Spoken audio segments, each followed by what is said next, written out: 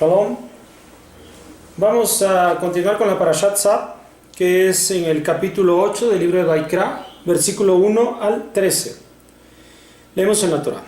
Hablando de Moshe diciendo: toma a Aarón y a sus hijos con él, a las vestiduras, al aceite de unción, al ternero de la expiación, a los 2 carneros y al canasto de galletas ácimas.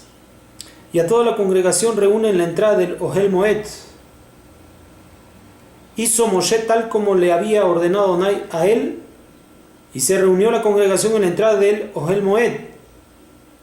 Dijo Moshe a la congregación: esta es la orden que ha mandado Adonai para hacer. Acercó Moshe a Aarón y a sus hijos y los hizo lavar con agua. Colocó sobre él la túnica, lo ciñó con el cinturón, lo hizo vestir el manto, le puso sobre él el efod y lo ciñó con el cinturón del efod y lo ornamentó con él.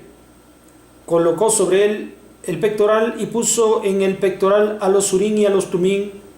Colocó el turbante sobre su cabeza y colocó sobre el turbante por la parte de adelante la placa frontal de oro, corona sagrada, tal como le había ordenado Adonai a Moshe. Tomó Moshe el aceite de unción y ungió el Mishkan y a todo lo que había en él y los consagró. Roció de él sobre el altar 7 veces, ungió al altar y a todos sus utensilios y a la fuente y a su base para consagrarlos.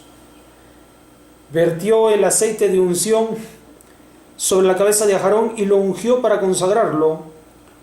Acercó Moshe a los Bené Aarón, los hizo vestir túnicas, los ciñó con su cinto, les puso tiaras, tal como le había ordenado Adonai a Moshe.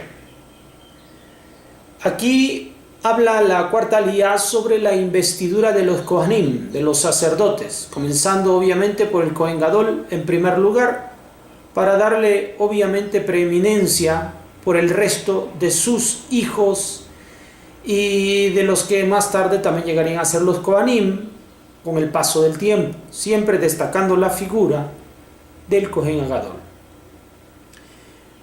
Todas las vestiduras de las cuales ya se han hecho los relatos de su confección, son colocadas sobre él, sobre Aarón, y de igual manera con las vestiduras más sencillas, las básicas, sobre los Kohanim. De esta manera ellos son investidos y se complementa con la consagración haciendo uso del aceite, esto delante de todo el pueblo de Israel, y también el ungimiento no solamente de los Kohanim, sino del lugar en el cual ellos ejercerían sus funciones en primer lugar, que es dentro del Mishkan, y por lo tanto también el Mishkan es consagrado. Así entonces entendemos que todo este ritual es para preparar y separar en sus funciones de santidad a cada uno, tanto a los elementos materiales como es el Mishkan, como el elemento humano, que en este caso son los Kohanim. Bien, esto es lo que dice la aliyá número 4. Nos vemos para la próxima aliyá. Shalom.